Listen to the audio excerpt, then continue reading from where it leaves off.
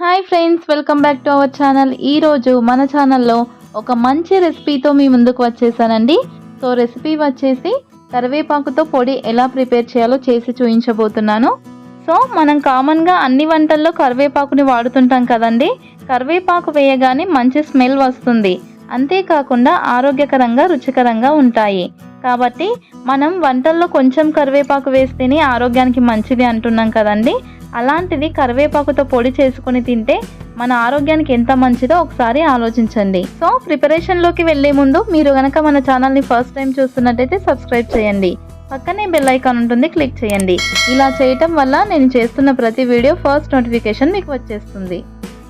ముందుగా కరివేపాకును మొత్తం రిల్లి ఇలా ఒక బౌల్లో వేసి వాటర్ పోసి శుభ్రంగా కడగాలి. ఇలా శుభ్రం చేయటం వల్ల వాటిలో ఏమైనా డస్ట్ పార్టికల్స్ ఉన్నా కూడా పోతాయండి. ఇప్పుడు ఇలా శుభ్రంగా కడిగిన తర్వాత కరివేపాకు మొత్తాన్ని ఒక జల్లెడలో వేయాలి. ఇలా చేయటం వల్ల వాటికి ఇంకేమైనా వాటర్ ఉన్నా కూడా మొత్తం ఇంకిపోతాయండి. ఇప్పుడు ఒక వైట్ క్లాత్ తీసుకొని ఇలా పరిచేసి దాని మీద కరివేపాకును మొత్తం స్ప్రెడ్ చేయాలి. ఇలా ఆరబెట్టడం వల్ల అందులో ఉన్న తేమ మొత్తం పోతుందండి. ఇప్పుడు స్టవ్ పై ఒక ప్యాన్ పెట్టి అందులో ఒక కప్పు మినపప్పు వేసి అవి కలర్ వచ్చే వరకు వేయించాలి. చూసారు కదా, ఈ విధంగా వేగిన తర్వాత వాటిని ఒక ప్లేట్లోకి తీసుకొని పక్కన పెట్టుకోవాలి. మళ్ళీ అదే ప్యాన్లో ఒక పావు కప్పు ధనియాలు ఒక 2 నిమిషాల పాటు వేయించుకోవాలి. ఒక 2 నిమిషాలు వేగిన తర్వాత అందులోనే 1 టేబుల్ స్పూన్ జీలకర్ర కూడా యాడ్ చేసుకొని ఫ్రై చేసుకోవాలి. ఇవి కూడా వేగిన తర్వాత వీటిని కూడా ఒక ప్లేట్లోకి తీసుకొని చల్లార్చుకోవాలి.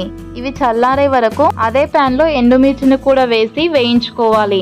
అందులో 1 టేబుల్ స్పూన్ ఆయిల్ కూడా యాడ్ చేసుకొని వేయించాలి. సో ఎండుమిర్చి ఆల్రెడీ రెడ్ కలర్లో ఉంటుంది కాబట్టి అది ఫ్రై అయిందా లేదా అని మనకు ఎలా తెలియాలి అంటే అది మంచి వాసన వస్తుంది అండ్ ఘాటు కూడా వస్తుంది అండి. అలా వచ్చే వరకు వాటిని ఫ్రై చేసుకోవాలి. సో ఇలా ఫ్రై అయిన ఎండుమిర్చిని ఒక ప్యాన్లోకి తీసుకొని పక్కన పెట్టుకోవాలండి. మళ్ళీ ఇప్పుడు అదే ప్యాన్లో మనం ముందుగా కడిగి శుభ్రం చేసుకొని ఆరబెట్టుకున్న కరివేపాకును అందులో వేసి వేయించుకోవాలి. సో కరివేపాకు వేయించేటప్పుడు స్టవ్ అనేది మీడియం ఫ్లేమ్లో పెట్టుకొని వేయించుకోవాలండి. సో ఇది ఫ్రై అయ్యే వరకు దీనివల్ల అసలు మనకు ఎలాంటి ఉపయోగాలు ఉన్నాయి అనేది మనం తెలుసుకుందామండి. కరివేపాకు ఎన్నో సహజ సిద్ధ ఔషధ గుణాలను కలిగి ఉంటాయండి. దీనివల్ల చాలా ఆరోగ్య ప్రయోజనాలు ఉన్నాయండి.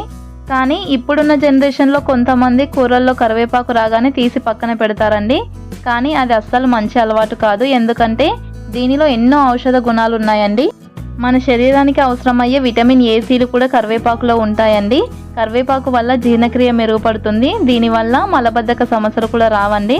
మలబద్ధక సమస్యలు అంటే మోషన్ ప్రాబ్లమ్స్ కూడా రాకుండా ఉంటాయి. ఇంకా కంటి చూపును కూడా మెరుగుపరుస్తుందండి. అండ్ ఇది జుట్టు కూడా చాలా మంచిది. కరివేపాకుతో జుట్టు మూలలను కూడా బలపరుస్తుంది, కాబట్టి జుట్టు బాగా పెరుగుతుంది. సో చూసారు కదా, ఈ విధంగా చక్కగా ఫ్రై అయిన తర్వాత స్టవ్ ఆఫ్ చేసుకోవాలి. ఇప్పుడు ఒక మిక్సీ జార్ తీసుకొని మనం ముందుగా ఫ్రై చేసుకున్న మినపప్పు ధనియాలను ఆ మిక్సీ జార్లో వేసుకొని గ్రైండ్ చేసుకోవాలి.